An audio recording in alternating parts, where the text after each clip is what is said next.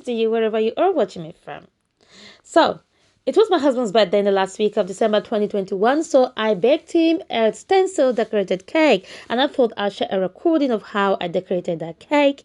So here I've already baked my cake, toasted them into layers, filled them with buttercream, ganache them, and then now cover them with navy blue colored fondant. If you'd like to watch a recording of how I cover my cake with fondant, there are a couple of videos on my channel. You can scroll down and watch. However, for this particular recording, I'm using one of Angela Morrison's designed stencils to create this design. As you can see earlier, I use Trex, that's a vegetable shortening brand, to apply onto my cake. This is to create some sort of an adhesive onto my cake for my stencil to sit on and be stable.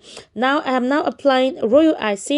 That royal icing, I made it myself. It's made up of 2 recipes, egg whites and icing sugar. If you like a video recipe of that, drop a comment and I'll be happy to share it. So I've now, as you can see, I've now applied my royal icing onto the stencils side of the cake, and now using my straight metal scraper to scrape off the excess.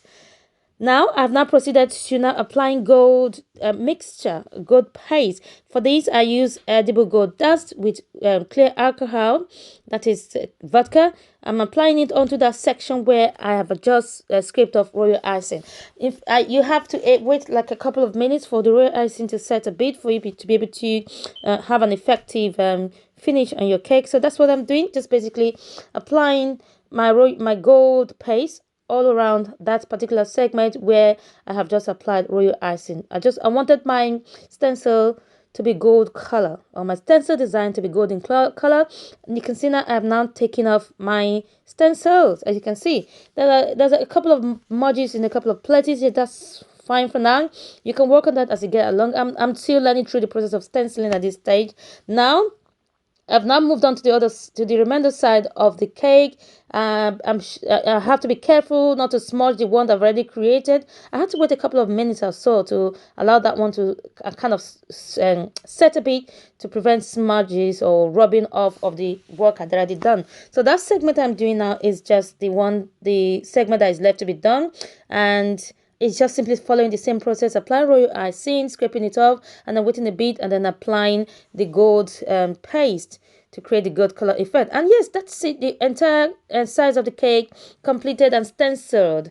Isn't it beautiful? Now I've now proceeded to putting the finishing touches onto the cake.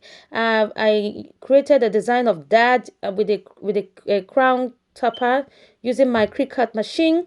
I've placed that just at a strategic part in front of the cake, and then went ahead to cover the cake drum with the same colored fondant, and then of course added my ribbon on the side of the board. And that's my finished cake.